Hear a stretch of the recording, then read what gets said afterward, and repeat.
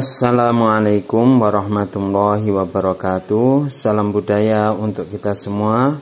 Rahayu, rahayu, rahayu, sahabat-sahabat kajian budaya. Kita akan melihat salah satu bilah pusaka di dalam warangka ini yang sangat legendaris. Banyak para pecinta pusaka yang kemudian mencari pusaka yang satu ini. Pusaka ini memiliki luk sebanyak 9 ya. Jika kita lihat pusaka ini sudah agak mengecil menipis, tetapi luknya masih lengkap sebanyak 9. Jika kita lihat bagian sor-soran seperti itu.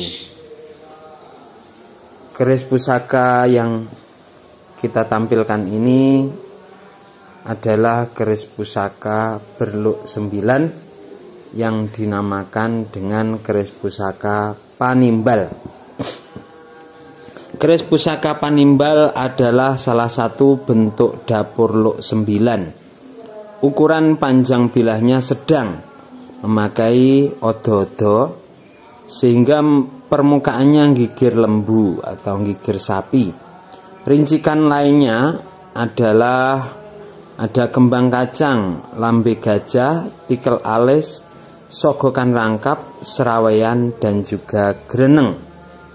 Walaupun keris ini sudah agak mengecil pada bilah bagian atas, namun pada bagian sor-soran itu masih kita jumpai kelengkapan dari rincikan keris Panimbal ini. Keris dapur Panimbal tergolong sangat populer.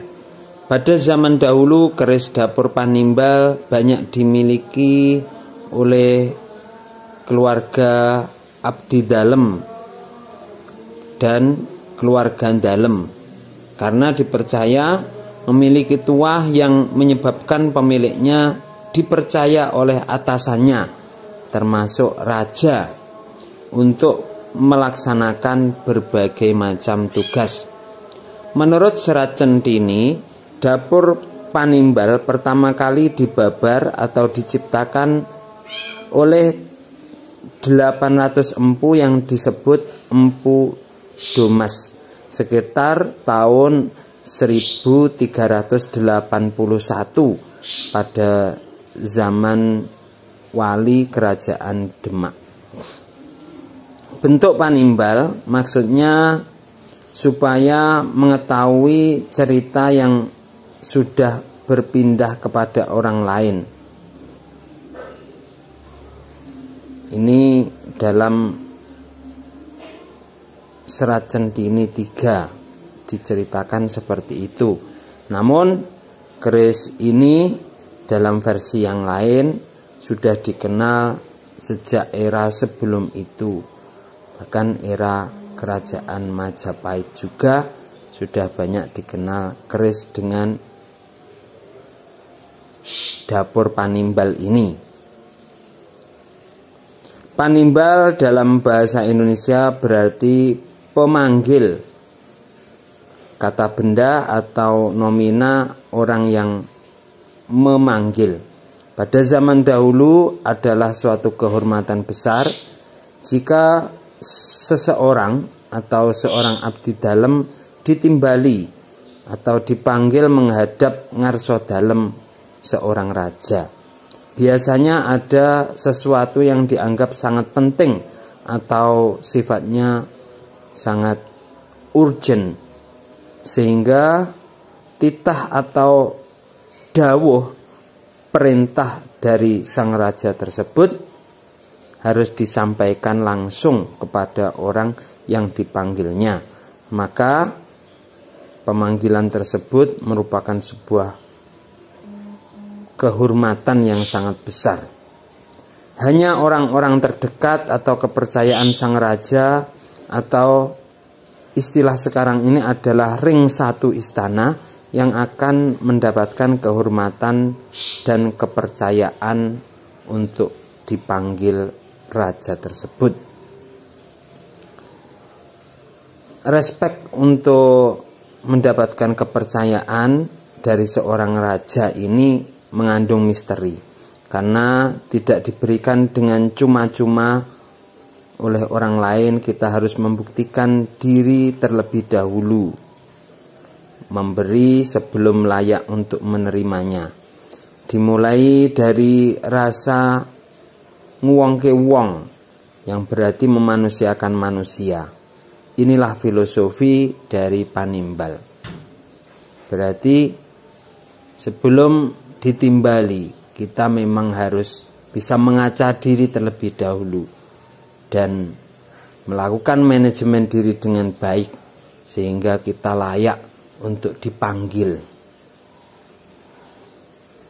Filosofi ini memiliki arti yang mendalam tentang bagaimana cara menghormati, menghargai, dan memperlakukan manusia sebagaimana mestinya.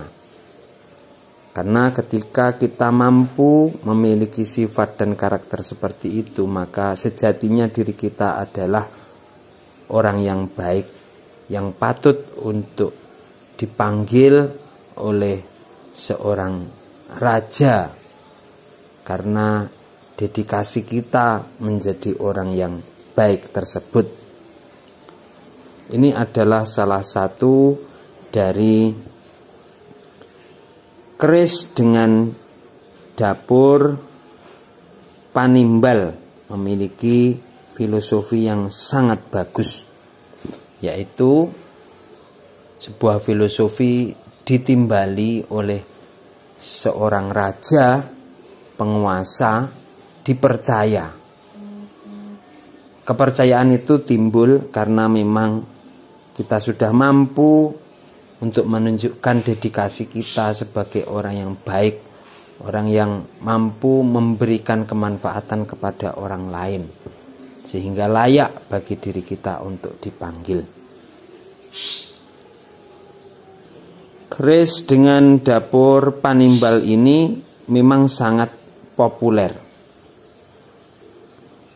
dan filosofi dari Panimbal ini sangat bagus sekali. Panimbal merupakan palu berbentuk kecil dengan ujung pemukulnya yang panjang sekitar 45 cm, yang terbuat dari kayu atau bambu, dan selalu digunakan oleh para empu jika sedang bekerja bersama panjaknya. Panimbal terbagi dalam 3 jenis, yaitu pertama Panimbal kemlaku, beratnya 2 kati atau 1 kg, untuk mengimbal, mewasuh besi dengan cara dipukulkan dengan keras. Palu itu dipergunakan oleh para panjak untuk menempa, melipat, mengulur besi menurut petunjuk sang empu. Yang kedua, Panimbal panuding, beratnya setengah kati atau 0,75 kg, dipergunakan oleh sang empu untuk memberi arahan kepada panjak.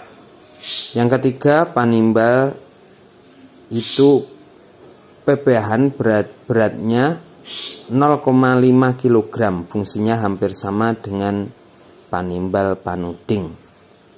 Dengan palu Panimbal, seorang empu memberi aba-aba melalui kode pukulan bagaimana panjaknya harus menempa, di bagian mana, apakah harus kuat atau memukul dengan lemah dan sebagainya.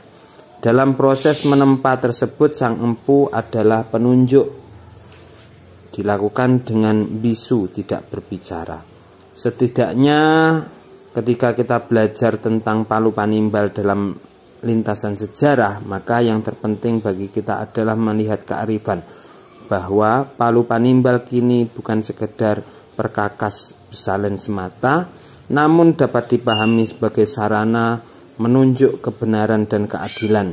Tetapi palu tetaplah palu. Siapa yang berada di balik palu itulah yang memiliki tanggung jawab penuh dalam mendefinisikan kebenaran serta keadilan kepada orang lain. Inilah bahasan tentang panimbal, di mana dapat diartikan sebagai pemaknaan dari ditimbali, atau juga dapat diartikan jika kemudian dikaitkan dengan palu panimbal sebagaimana yang telah dijelaskan tadi.